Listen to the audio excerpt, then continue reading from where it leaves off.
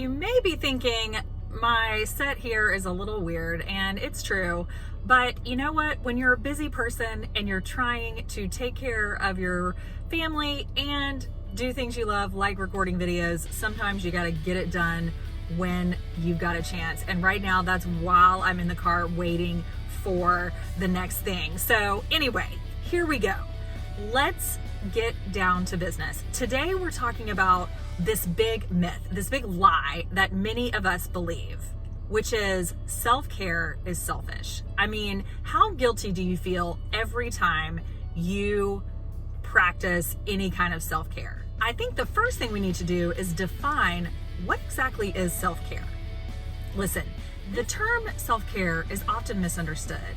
The idea that pedicures, spa days, and extra cocktails on the weekends with friends is really what self-care is all about, that just mislabels the point of self-care, its purpose and importance. Of course, all the things I just listed, I mean, they're fun and might be part of what you do to take care of yourself. But self-care isn't about an isolated activity like a pedicure.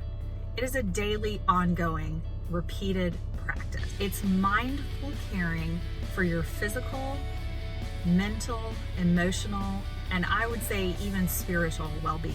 Self-care doesn't happen every 2 to 4 weeks, like my pedicures. Self-care happens every day, maybe even every moment. Why is this so important? Well, self-care is so necessary for your physical health and your emotional health, your spiritual health, and your mental health. It's about being aware of your own needs and addressing them as they're important. Being aware of your own needs and addressing them is important. But labeling self-care as selfish and reducing it to simple beauty treatments can make us hesitant to admit we need self-care, that we need a break, that we need space, sleep, and food. It is only when we as caregivers are at our very best, physically, mentally, emotionally, spiritually, that we have the tools we need, the clear-mindedness, the confidence, the compassion, and the mindset to care for others. Remember, it's not selfish to take care of yourself.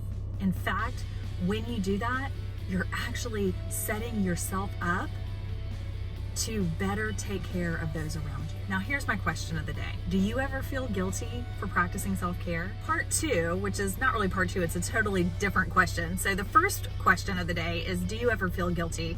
I'd love to hear your thoughts about self-care and maybe any guilt that you feel around it. Just leave a comment and let me know what your brain goes through when you're thinking about taking care of yourself. What kinds of feelings does it bring up in you? And the second thing I want to know is, what's your best self-care practice? What is something that you really take time to do for yourself? Now, I did say that self-care isn't about an isolated incident or something that happens, like one activity, but sometimes an activity is part of it. So be sure to drop your favorite self-care activity or practice in the comments as well. And if you want to learn more about how to develop a self-care practice in your already busy day, then be sure to subscribe to my channel, because that is what we're going to be talking about right here.